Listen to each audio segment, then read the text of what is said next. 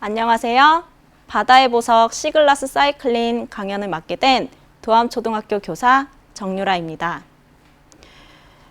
여름방학을 맞이해서 무더운 날씨를 피해 시원하고 푸르른 바다로 놀러간 친구들이 많다고 들었어요. 그런데 여러분, 이 바다에 보석이 숨겨져 있다는 거 알고 계시나요? 오늘은 저와 함께 바다의 보석에 대해서 알아보도록 하겠습니다. 여러분들, 바다 보석하면 떠오르는 보석이 무엇이 있을까요? 네, 맞아요. 대부분의 친구들이 진주를 떠올릴 텐데요. 진주는 바닷속 조개에서 만들어집니다.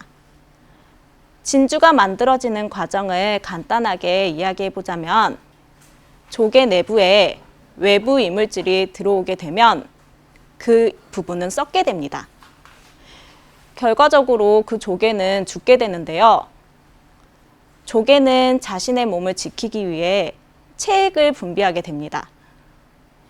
이 체액이 외부 이물질을 감싸고 외부 이물질과 자신의 몸을 분리하는 역할을 합니다. 이러한 과정이 반복되다가 진주가 만들어지는데요. 사진에 보여지는 이 진주의 크기가 되기까지 약 2년에서 4년 정도 걸린다고 합니다. 다음 보석으로는 산호가 있습니다. 산호 하면 대부분의 친구들이 바닷속에 살고 있는 붉은색 나무 모양의 해양 생물을 생각하는 친구들이 많을 텐데요. 여러분들이 생각한 그 붉은색 나무 모양의 해양 생물을 보석으로 가공할 수 있습니다. 산호 보석은 3월의 탄생석이라고 불리는데요. 이 산호 보석은 아주 먼 옛날 고대시대 사람들이 바다를 보기 힘든, 특히 육지에 사는 사람들이 매우 귀하게 생각했다고 합니다. 하지만 요즘에는 화학적으로 가공할 수 있어서 예전만큼 귀한 대접은 받지 못한다고 합니다. 산호 보석은 화면에 보여지는 것처럼 대부분 이렇게 빨간색이나 갈색 같은 적색 계통을 띠는데요. 산호가 가지고 있는 단백질 색소에 따라 검정색, 하얀색, 분홍색 등의 다양하고 화려한 색깔을 띠기도 합니다. 다음 보석으로는 오늘의 주인공인 시글라스입니다. 이름에서도 정체를 눈치챈 친구들이 있을 것 같아요. 바다와 유리가 만나 만들어낸 보석입니다. 알록달록한 색깔이 특징입니다. 그런데 이 시글라스가 만들어지는 과정을 살펴보자면 바다에게는 슬프고도 아픈 과정이 필요합니다. 바로 해양 오염이라는 과정인데요. 해양 오염이란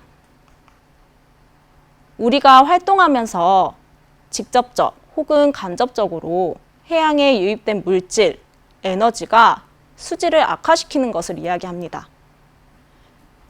해양 오염 물질의 유입 경로는 계곡이나 오염된 하천물이 바다로 흘러들어가거나 우리가 썼던 생활하수, 공장에서 흘러나온 폐수 등이 바다로 들어가게 되면서 오염되는 육상 기원에 해양 오염이 있고요. 그리고 선박이나 해양 시설물에서 오염 물질을 배출하거나 사고로 인해서 해양 오염 물질이 들어가게 되는 경우도 있습니다.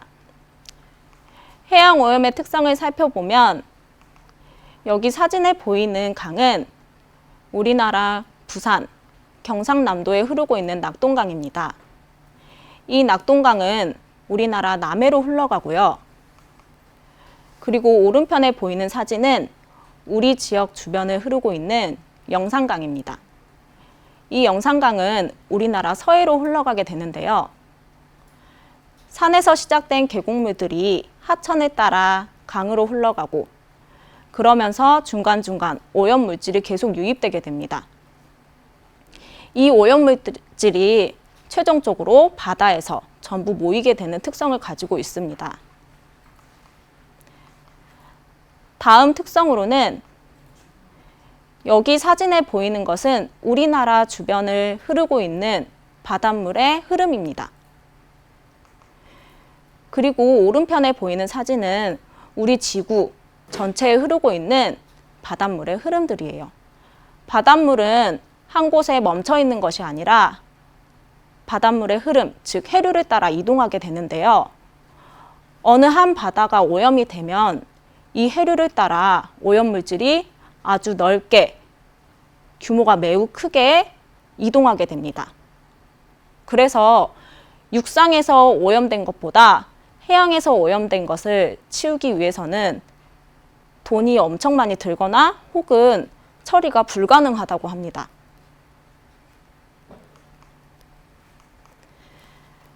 다음 해양 오염의 특성으로는 우리가 버린 플라스틱이 미세 플라스틱이 되고, 그리고 그 미세 플라스틱이 해양 생물에 매우 고농도로 농축이 됩니다.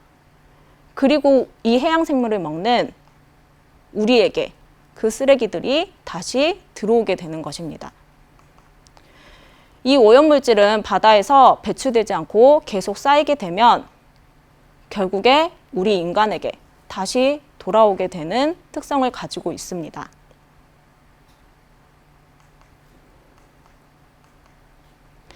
해양 오염의 종류로는 제일 먼저 부영양화가 있는데요. 바닷속 영양분이 계속 유입되면서 식물 플랑크톤이 대량으로 번식이 됩니다. 그러면서 우리가 한 번쯤 들어본 적조나 녹조 현상이 바다에 발생되게 됩니다. 다음 해양 오염으로는 유류 오염이 있는데요.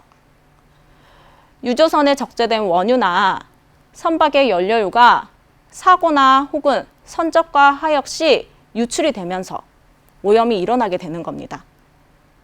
그렇게 되면 그 주변에 살고 있던 물고기나 거북이, 바다새 등 다양한 해양 동물에게 매우 큰 피해를 주게 됩니다. 다음 해양 오염의 종류로는 방사능이 있는데요. 원자력 발전소 사고에 의해 생성되고 유출된 방사능 물질이 해수로 유입이 되면 매우 큰 오염이 일어나게 됩니다. 오늘 우리가 주목해야 할 해양 오염, 해양 쓰레기를 한번 보도록 하겠습니다. 사진에서 보다시피 우리가 사용하고 버린 플라스틱, 금속, 유리, 천, 목재 등이 바다로 버려지게 됩니다. 이런 것들을 해양 쓰레기라고 하는데요. 이 해양 쓰레기 중에 플라스틱이 50% 이상 차지한다고 합니다. 아까 잠깐 이야기가 나왔던 미세 플라스틱은 이렇게 버려진 플라스틱이 환경 중 풍화로 점점 작게 깎이다 5mm 미만의 플라스틱 크기가 되면 우리 몸속에 들어오기도 하고 바닷속의 생물에게도 들어가서 배출되지 않는다고 합니다. 해양 쓰레기는 그 위치에 따라 세 개로 총 분류할 수 있는데요. 육지 가까이에 있는 해안 쓰레기, 바다 위 해수면에 떠다니는 부유 쓰레기, 그리고 바다 밑바닥에 가라앉아 있는 침적 쓰레기가 있습니다. 우리나라 해양 쓰레기를 이렇게 표로 나타내 봤는데요. 우리나라 해양 쓰레기를 2017년도부터 작년인 2021년까지 양으로 나타낸 것이에요. 이 표에서도 우리가 알 수 있다시피 해양 쓰레기 양은 매년 증가하고 있는 추세입니다. 이 해양 쓰레기 수거를 하기 위해서 1년에 약 150억 원 정도 들이고 있다고 합니다. 우리가 해양 쓰레기 양이 얼마나 많은지 아직 조금 가늠이 안 되는 친구들도 있을 거예요. 다음 사진과 이야기를 통해 알아보도록 하겠습니다. 우리 지구에서 가장 넓은 바다가 혹시 무엇인지 알고 있나요? 네, 바로 태평양입니다. 그런데 태평양 한가운데 지도에 나오지 않는 섬이 있다고 합니다. 이 섬은 1997년 요트 경주가 한창 이루어질 때 발견되었습니다. 이 요트 경주에 출전했던 선수가 1등을 하기 위해서 지름길을 찾아 항해를 하던 도중 이상한 일을 겪게 됩니다. 갑자기 바람도 잠잠하고 덩달아 물결도 잠잠해졌는데요. 이 선수가 주변을 살펴보던 중 섬처럼 보이는 것이 있어 가까이 가봤다고 해요. 가까이 가서 섬을 본 선수는 깜짝 놀랐는데요. 이 섬의 정체는 바로 플라스틱 쓰레기가 잔뜩 모여있는 쓰레기 섬이었습니다. 더 심각한 문제는 1997년 처음 이 플라스틱 섬이 발견됐을 때보다 규모가 점점 커지고 있는 것인데요. 현재 이 태평양에서 발견된 쓰레기 섬은 우리나라가 있는 한반도 면적의 약 7배의 너비입니다. 그리고 이 쓰레기 섬은 한 개가 아니라 지구에 있는 다른 해양들에서도 발견되어서 엄청 여러 개가 있다고 합니다. 정말 바다에 있는 쓰레기 양이 어마어마한데요. 이러한 해양 쓰레기를 없애기 위해서 우리가 할 일을 한번 생각해 보았습니다. 바로 비치 클린인데요. 비치 클린은 말 그대로 바다 주변을 돌아다니면서 쓰레기를 수거해서 해변을 깨끗하게 청소하는 것을 이야기합니다. 요즘에는 비치 클린에서 좀 더 업그레이드된 비치 코밍이라는 활동을 많이 합니다. 비치 코밍이란 해변에 빗질하듯 바다 표류물이나 쓰레기를 모으는 것을 이야기합니다. 이 쓰레기를 모으는 거에서 끝나지 않고 모은 물건들을 재활용해서 작품을 만들거나 혹은 2차 가공을 해서 또 다른 물건을 만들어내는 업사이클링 과정까지 이어지게 되는 것을 이야기합니다. 실제로 우리가 제주도나 통영 바다에 가면 이러한 비치코밍 활동을 하는 사람들을 많이 찾아볼 수 있습니다. 여기에 보이는 사진은 제주도 바다에서 비치코밍을 하다가 발견한 씨글라스들입니다. 매우 동글동글하고 알록달록한 모습이 예쁘죠? 지금부터 저와 함께 나만의 예쁜 씨글라스 목걸이를 만들어 보도록 하겠습니다. 씨글라스 목걸이 만드는 재료를 살펴보도록 하겠습니다. 재료에는 씨글라스, 와이어줄, 그리고 목걸이가 될 가죽끈, 롱 로즈나 펜치가 필요합니다. 그리고 필요에 따라서 사포가 필요한데요. 간혹가다 여러분들이 준 씨글라스가 날카롭거나 거칠거칠한 것들이 있습니다. 그런 씨글라스는 사포를 이용해서 부드럽게 만들어 주신 뒤 사용하면 되겠습니다. 제일 먼저 와이어 끝부분을 잡고 이 끝에서 손가락 한 마디 정도 된 부분을 손가락으로 잡아서 구부려 주세요. 그리고 목걸이가 될 가죽끈 주변을 와이어로 동그랗게 둘러주세요. 그리고 우리가 동그랗게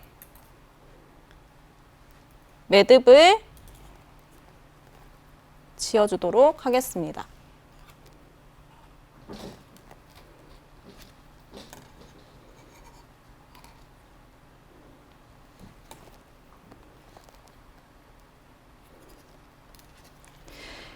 매듭을 지어준 뒤 여기 와이어 끝부분이 날카로워서 다치거나 할 수 있어서 이때 롱 로즈나 펜치로 한번 꾹 눌러주세요.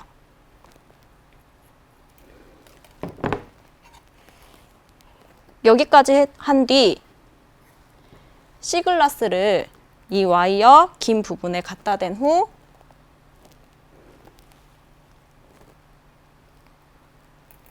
C글라스를 사방으로 와이어 줄로 둘러주도록 하겠습니다.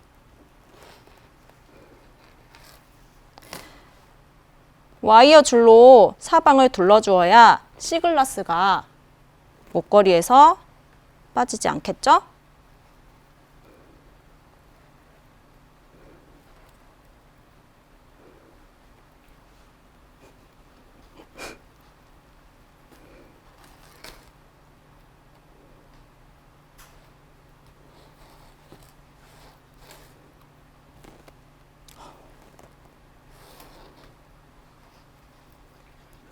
와이어로 C글라스를 어느 정도 둘러주었다면 이 끝부분에 이 남은 와이어를 둘러서 매듭을 지어주시면 됩니다.